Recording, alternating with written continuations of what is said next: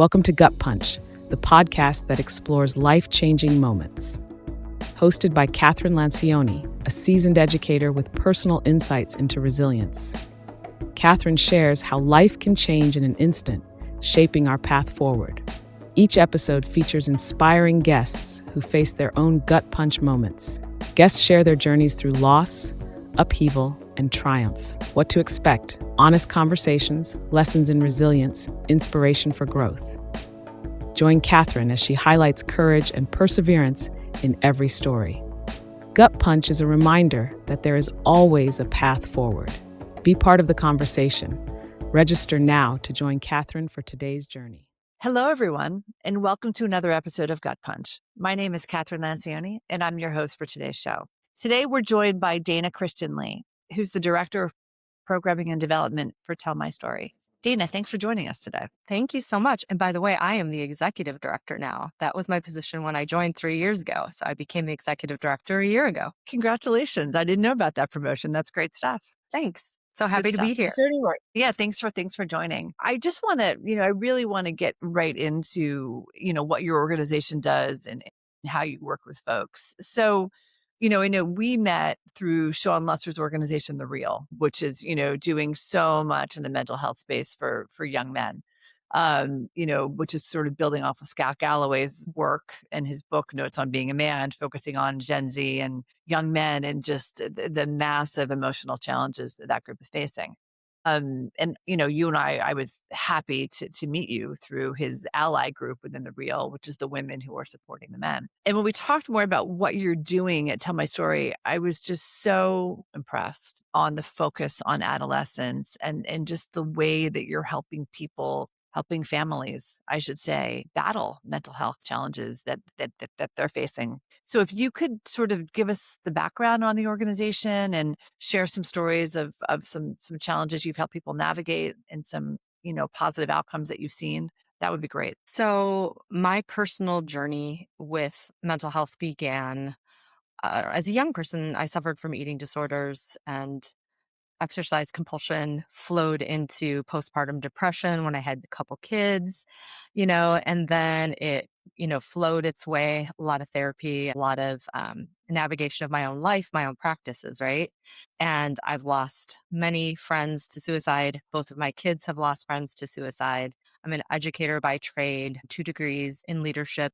And about 3 years ago, one of my closest friends introduced me to a man named Jason Reed. She said, "You two just need to know each other. So take it away, you two." And I trust her so much. I was like, yeah, let's get on a Zoom call. And in 2 calls with Jason, I left my work I was working in youth ministry at the time, and I'm a yoga mindfulness teacher. And I stepped right into my role with Jay. And Jay lost his son to suicide 7 years ago at the age of 14. So when Ryan passed, Jay took to heart what Ryan left behind: 2 sticky notes in his desk drawer. One had his password, said "check my phone," and the other one said "tell my story." And when you know Jason Reed, he is a problem solver. He is a CEO. He is a CEO coach. He is an entrepreneur. He solves problems for a living. And with Ryan, tragically, he didn't know he had a problem to solve. Yeah. Jay admittedly missed the signs and basically said, "Never again on my watch will I allow people to suffer like this." So Jay did what his son asked. He made a full feature film called Tell My Story, and it's on Amazon Prime. You can watch it there. And after sharing this really beautifully heartbreaking film, Jay got to the end. It was in a couple film festivals. He was on stages talking TED Talks and Goalcast, things like that. And he realized when he got to the end of that part of the journey that the work was just beginning. And so Jay stepped fully into the space of nonprofit work by starting Tell My Story. And that's when I entered the chat.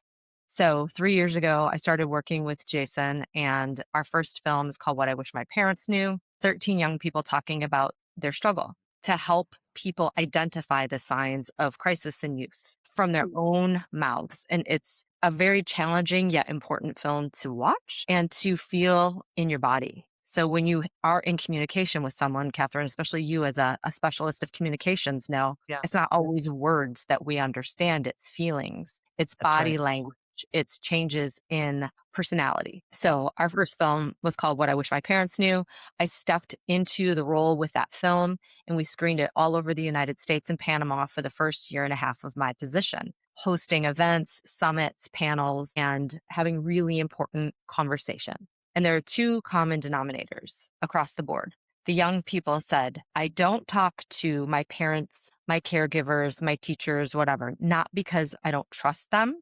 I don't talk with them because I don't want to be a burden. I don't want to stress the people in my life out. And Right. then the adults, parents, caring adults, can't get the young people to talk to them. Yep. That was the common denominator. And so we created a card game called the Tell My Story card game to help build heartfelt trust, connection, and communication, and really focus on the importance of sharing not only conversation, but story, speaking Well, from your. yeah, and I just want to chime in here.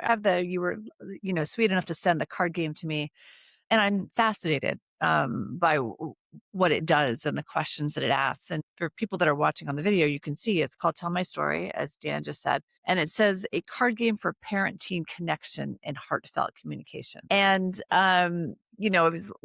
we were talking about this earlier, Dana, and, as we discussed, the card game is divided into 3 levels, right? Different levels of questions, level 1, level 2, level 3. And I just wanted to share some examples with everyone about, what's in this game. So a level 1 question is, if you could give both of us superpowers based on your personalities, what would they be and why? Right. And I think that's such a great question to ask a child or a young adult, because it opens up this idea. Well, it's 2 things. It's positive, and it opens up this idea of dreaming. And I think it also, this idea of superpower is something that, is bantered around a lot, but I'm not necessarily sure that adolescents actually know what it is. But, it's like, look, if you could be a superhero and have a superpower, like, what would that be?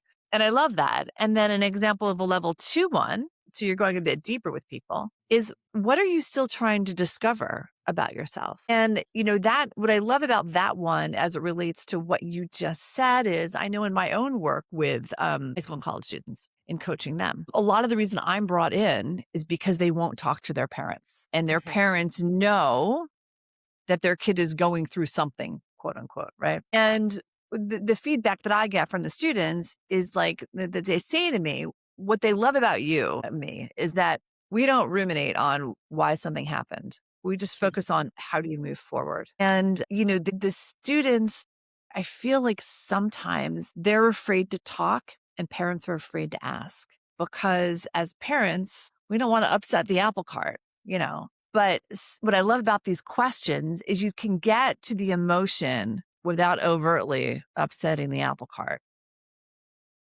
And likely, What? if we're all honest, the apple cart is already upset. So if we can just begin to communicate, and sometimes we really do need to ask as parents. There's like that fine line of a caring adult, a teacher, a parent. Like, are you thinking of harming yourself? There are times when that's really important to ask. So we can't shy away from that question. The goal of Tell My Story is to get that conversation upstream, to get these Yep. connections heartfelt, so we don't have our young people at that place so regularly. So there's 2 things here. We want to build that trust and connection, right? But we also don't Yep. want to miss the time when actually we have to ask that hard question. And upsetting the apple cart that is already upset is actually saving a life. It is saying, I see you. So there's 2 ways to look at it. Yes, and I think that's part of the challenge that exists, is one or the other feels like they're unseen. The child feels like they're unseen by the parent, and the parent feels like they're unseen like the child. And to your point, if the apple cart doesn't get exposed, it's just going to get more and more and more upset. How do you encourage parents to ask these difficult questions? I think finding time to just be present with your children is important in the same room. And I know everybody says this right now, but without devices. So get Yes. them outside, walking, be in nature, cook with them, do something with them that they might enjoy that Yeah. requires a little bit of movement, because, Yep. staring face to face can be off-putting for a young Yes. person that is feeling skittish or disconnected. So getting that, like for my son, we played basketball. Like, He'll want to bounce the ball. I'll rebound. I always called myself a professional rebounder because he speaks best with a basketball in his hand. So, Yep. that's just you knowing your child is real. That's really important. And also having them see you. And this is the hardest part as a parent, I think. Well, not the hardest, but there's a lot of hard parts of being a parent. Being in what you love in your life, appearing less stressed out than you actually might be.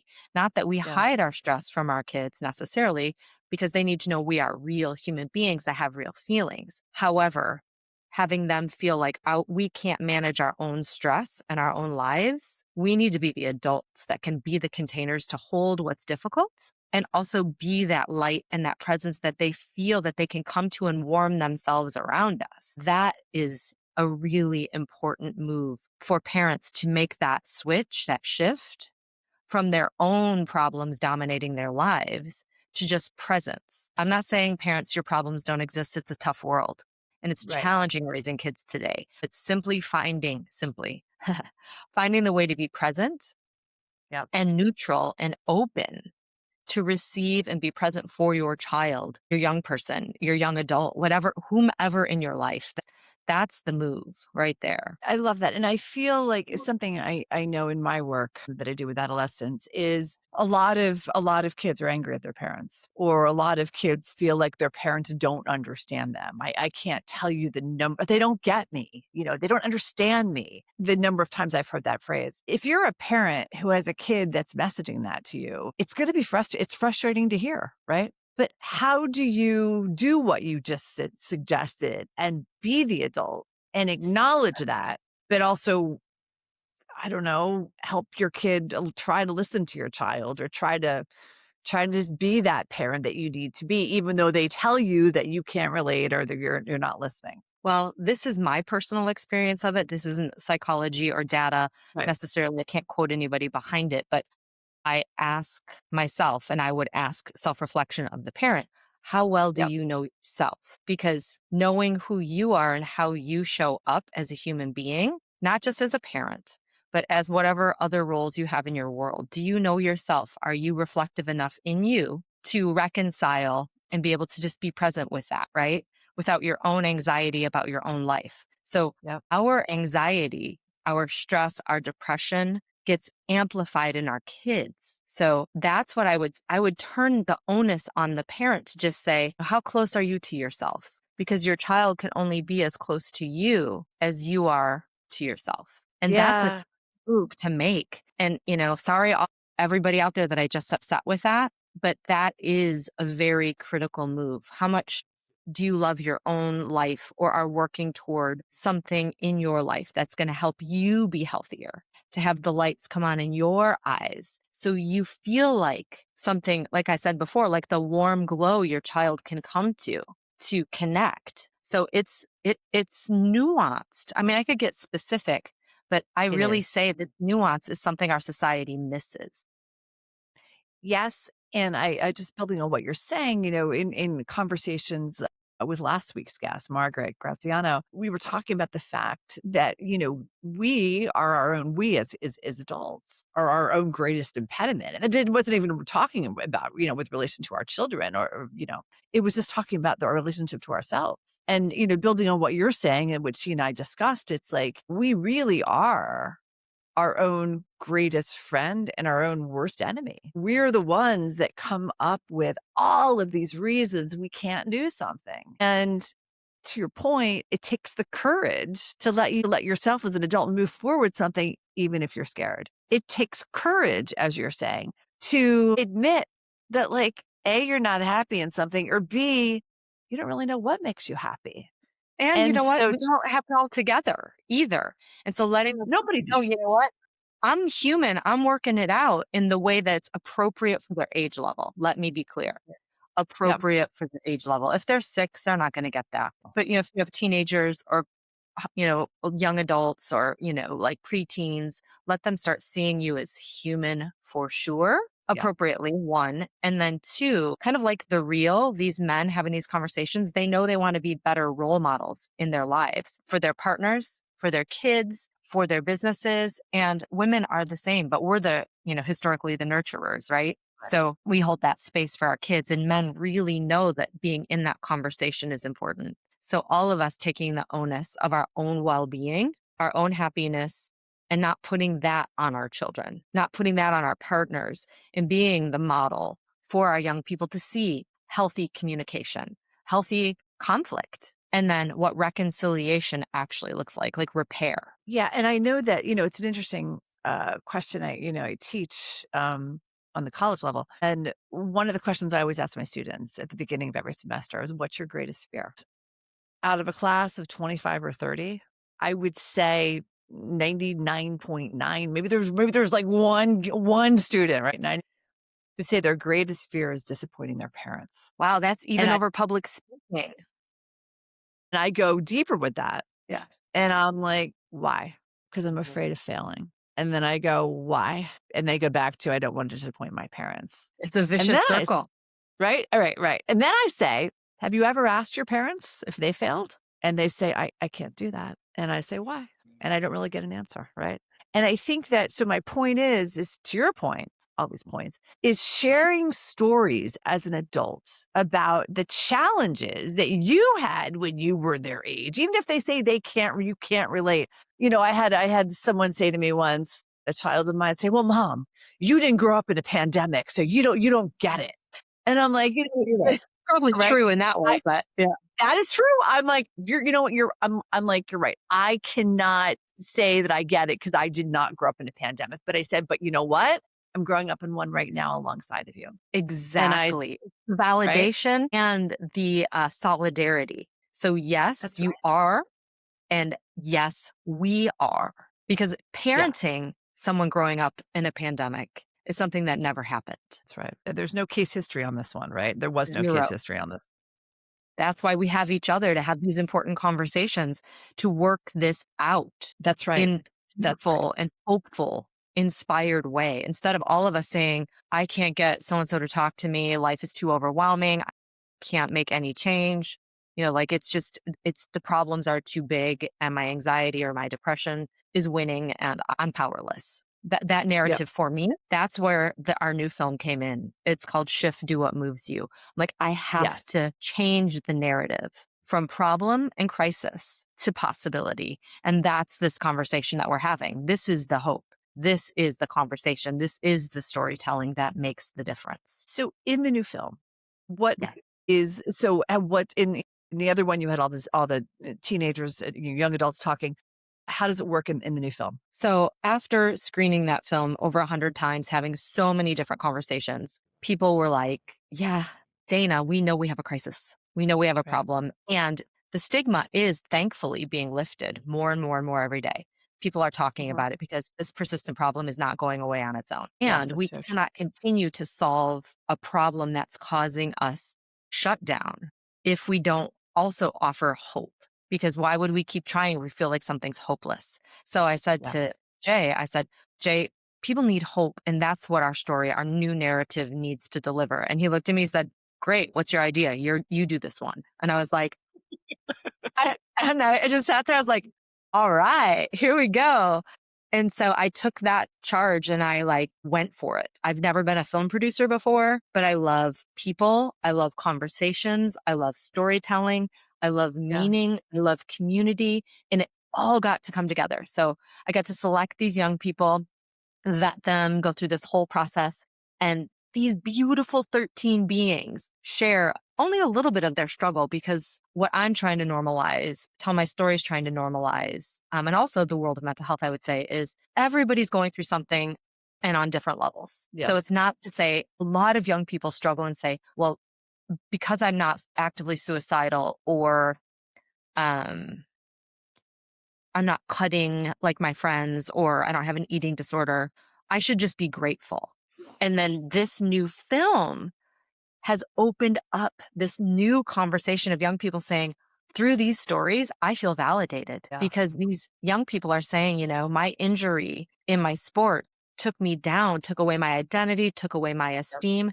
But then they talk about what they do that moves them. That's the subtitle. That's the clincher. What moves you? What makes you feel better? What are you passionate about? Or even what's something for some people that's going to get them out of bed and into the shower and maybe Mhm. just what's going to shift your life in a positive trajectory. That's what this is about. And this is a film not just for young people.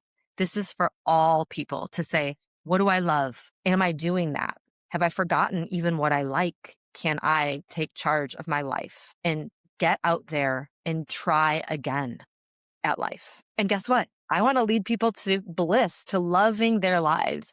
And these young people in the film are so courageous, so incredible. And the tone and the takeaway is, yeah, I can do this.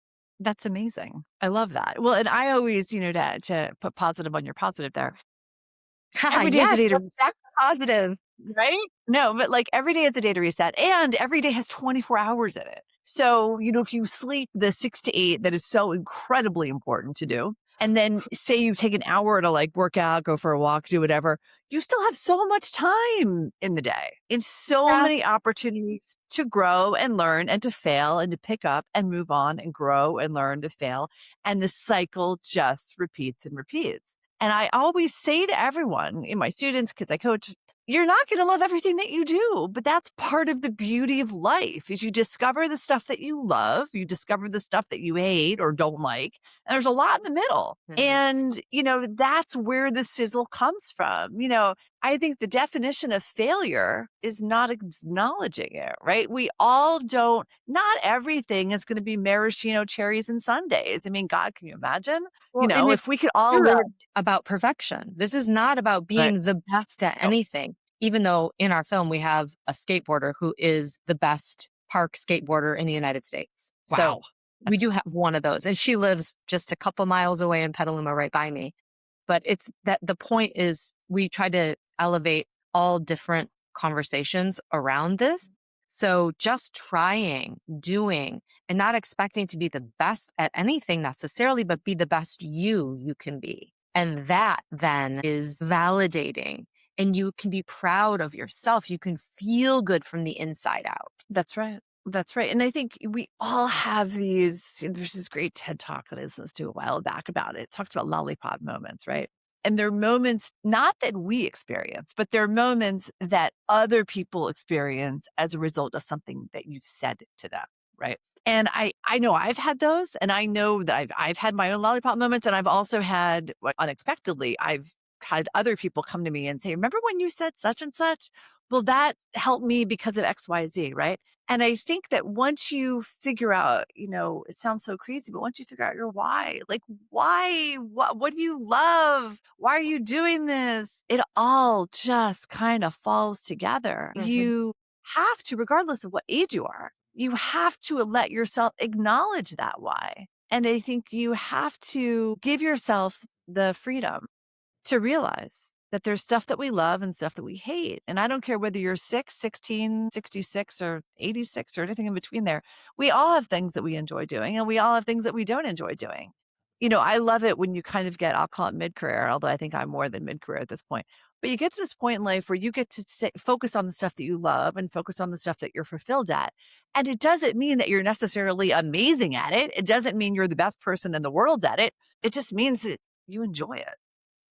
Yeah. And I think And it's so also, I think important. there's a lot of pressure around a why. So if you ask Yeah. people, what's your why? They're like, like, don't ask Yeah. me that. I don't know. You're not Very hearing me straight say point. I don't know. And what I Right. like to tell people is your why is you. It's becoming That's who right. you are every day. So make the choices that build who you are and not diminish who you are. So just noticing how you feel around certain people. If a friend of yours is making you feel worse about yourself than better, evaluate that friendship. If a job Yes. that you're doing is, sucking your soul, like a lot of adults just are like, I hate my work. I'm not Yeah. saying quit your job, but then just notice that our lives become our own experiment. And I teach yoga. So in the yogic tradition, it's better to do your own dharma or duty, not as perfectly as doing someone else's well or perfectly. Yep. Be you as you. And that's your why. And then as you go along, you start to understand yourself better. You can listen to your intuition and say, yes, I should take that job over that job. I should marry this person. I should not get married. I should move. Your intuition becomes your guide. You allow life to move through you when you focus, not in a narcissistic way on yourself, but as an honoring way of being you. Because our world is just so demanding that we be something that conforms to Instagrammable. It's exhausting, Right. like literally exhausting. So young people, parents, if we're trying to fit into this, like I'm in the nonprofit world and there's people with magnificent whys. I'm like, wow, is tell my stories why is wow is like, and it's like, no, we're all doing the good work That's of right. helping people feel more deeply, ask for help when they need to, communicate in a powerful way, get out of isolation, do something that's really good for you each day. Take a shower, drink water, get some sleep, get out in nature, whatever you can do to shift your mindset from negative to like, oh, maybe just even a glimmer of a little bit more hope to give yourself another day. And then when you stack those wins, life isn't a navigation of I can get through the day. It's like I can love the day. I can love my life. And that is actually why we're here, everyone, to do that. I love that. I mean, I think it's so true. What is your advice for anyone, whether they're an adult, adult themselves, or an adult with some adolescents or some young adults in their life that are feeling just so stuck and are feeling like the world is against them? What's your advice that parents can message to help pull their loved ones out of those stuck places? We can't pull anyone out of anywhere. One thing I know is we can't change people, right? Like it's hard enough to change ourselves. Yeah. So there's two things I would say here. In the world, become your fullest light. People learn by example around you. They feel your energy. They feel your presence. They can feel your Yeah. love, that kind of thing. And then if you do feel like someone is struggling and you can't get them to talk to you, recruit someone to brainstorm, have a think tank partner, have Okay. somebody that you can bounce that off of and get a plan to work with, especially a young person that might not be able to verbalize or articulate. Mm. But what I would always say is clean your inner house first, take care of you, not to forego your responsibilities in the world. That's not what I mean, but Right. to really be more present in those moments, because that's how we miss things when we're not present. So I think if we start to do this, the stacking of the negatives internally and then also around us start to diminish because we're much more present. So it's kind of like when you clean your house. If you let it go for a week and then you're like, oh my gosh, this is too Yeah. much. But then if you clean it all, right, you start to take inventory, clean your house. And then you pick up the smaller messes every day, right? And creation is messy. So Yep. create and clean up, create and clean up. And so even if it's like a meal, you create, you nourish, you enjoy, and you clean it up and you Yep. start again. That's kind of life. And then also create and watch other people share your creations. If you write poetry, share something that's terrible. Let people know maybe that you're not perfect. Somebody said something to me one time that really stuck. They're like, Dana, nobody wants to eat with the perfect girl that eats kale all the time. And it just so happens that I'm a vegetarian who really likes kale. And I thought it was very point. So it's kind of like, okay, that was very direct. And if that's what you think about me, I'm really sorry because I don't try to give off any vibe of perfection.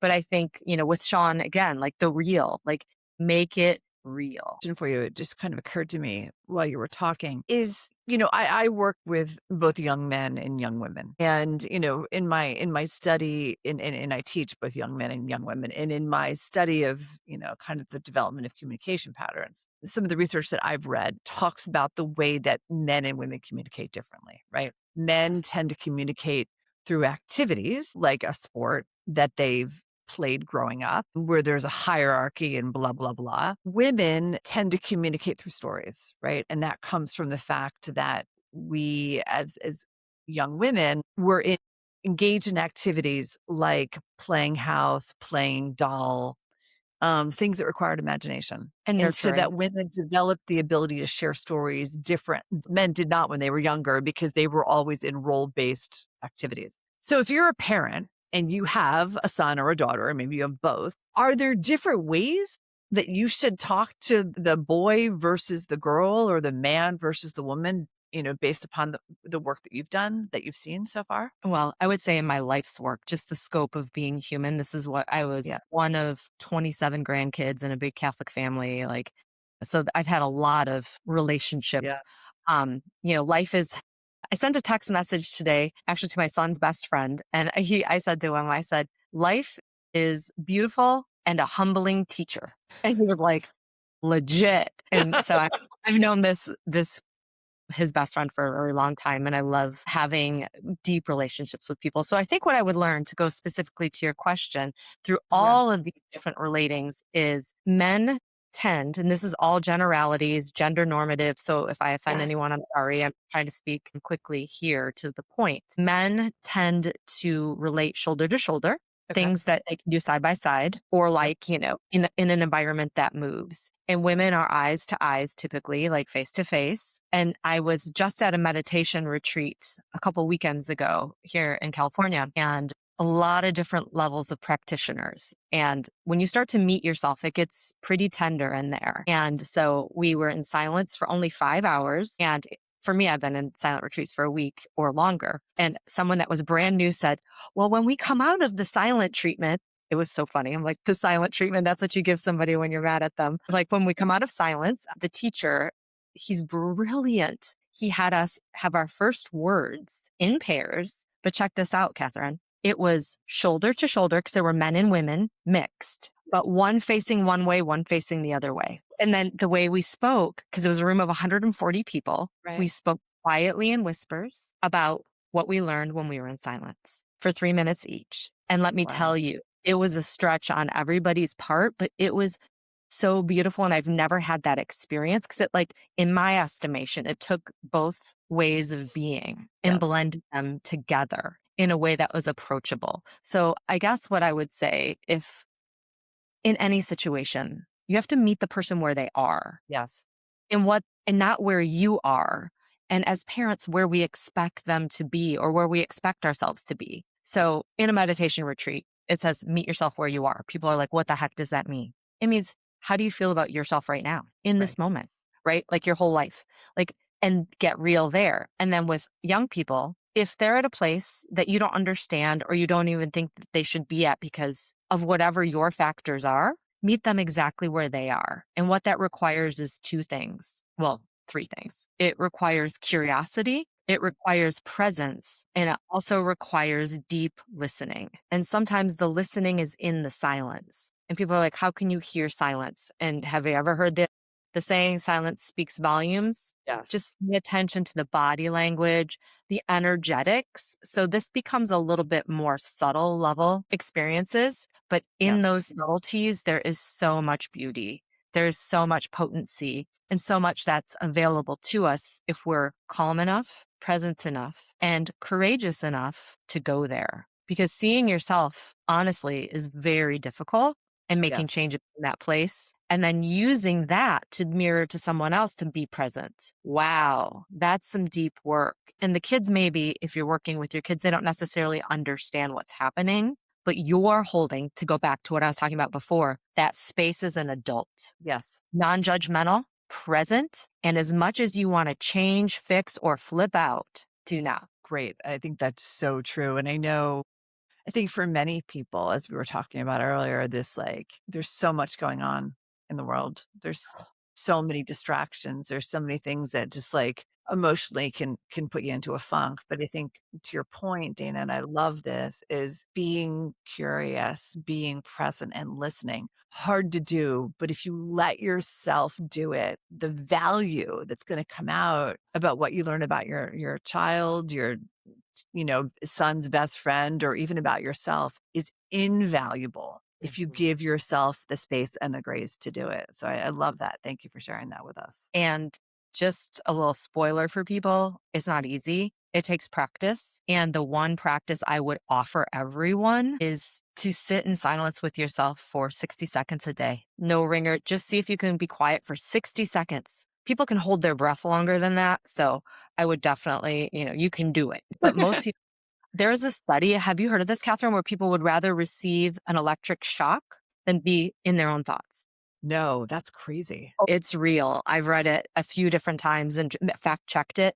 And people do not want to be quiet. They don't want to be with themselves. And we've created this culture around busyness that pulls us out of our center so deeply, we don't even want to be with ourselves. Yeah. So 60 seconds a day, if you can just like maybe take 10 slow, deep breaths, you can set your alarm. Yep.